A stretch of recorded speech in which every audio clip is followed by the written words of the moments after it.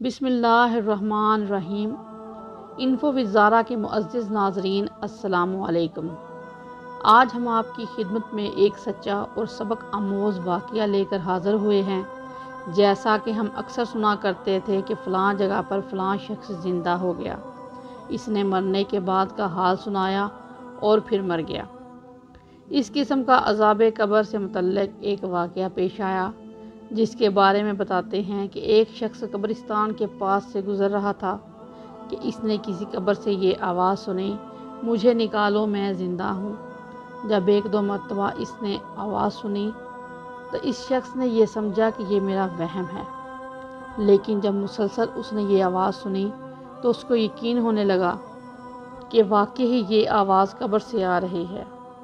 चुनाचा करीब में एक बस्ती थी। वो शख्स इसमें आया और लोगों को इस आवाज़ के बारे में बताकर कहा, तुम भी चलो और इस आवाज़ को सुनो। कुछ लोग इसके साथ आए, उन्होंने भी यही आवाज़ सुनी और सब ने यकीन कर लिया कि वाकई ही ये आवाज़ कब्र के अंदर से आ रही है। अब यकीन होने के बाद इन लोगों को मसला पूछने की फ़िक्र हुई कि पहले उलमा से ये मसला मालूम करो कि कब्र खोलना जायज़ है या नहीं।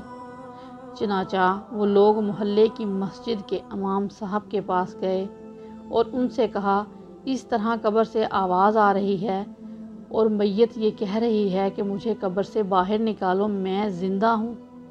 इस पर इमाम साहब ने फरमाया, अगर तुम्हें इसके ज़िंदा होने का यकीन हो गया है तो कब्र को खोल लो और उसको बाहर निकाल लो। ये लोग हिम्मत करके कब्रिस्तान गए और जाकर कब्र खोली। अब जो ही तख्ता हटाया तो देखा अंदर एक औरत बरहना हालत में बैठी हुई है और इसका कफन भी गल चुका है। फिर लोगों से औरत ने कहा, जल्दी से मेरे लिए कपड़े लाओ ताकि मैं पहनकर बाहर निकलूं।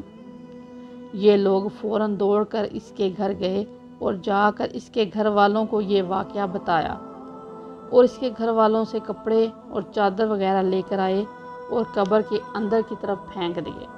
इस औरत ने इन कपड़ों को पहना और चादर अपने ऊपर डाली, फिर तेज़ी से कब्र से निकली और दौड़ती हुई अपने घर की तरफ चली गई।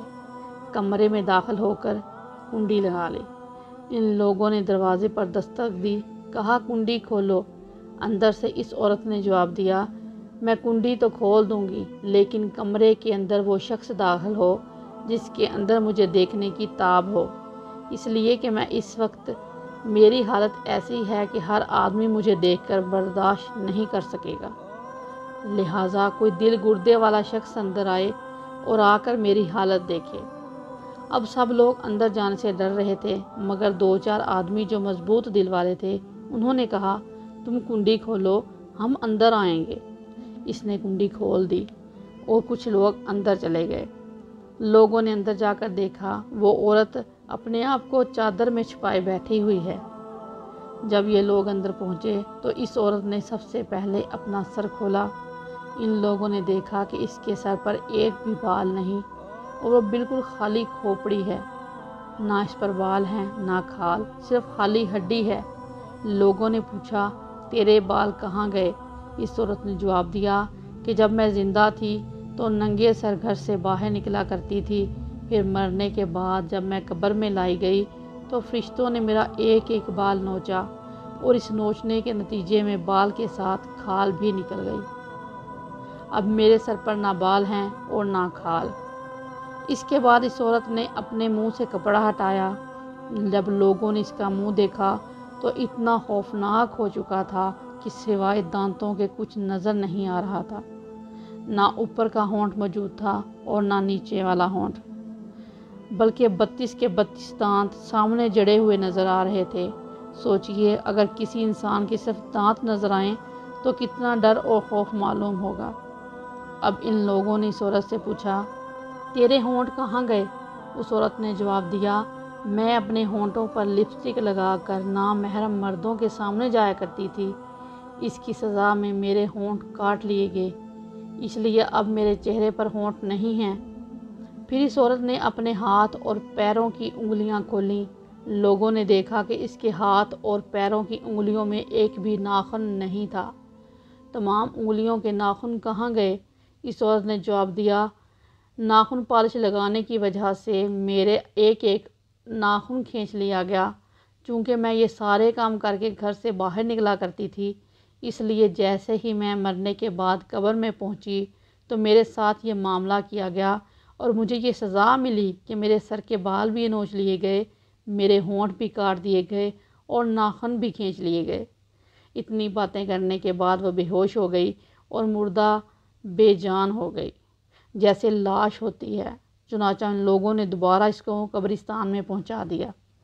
محترم خواتین و حضرات، اللہ تعالیٰ کو یہ عبرت دکھانی مقصود تھی کہ دیکھو اس عورت کا کیا انجام ہوا اور اس کو کتنا ہولناک عذاب دیا گیا۔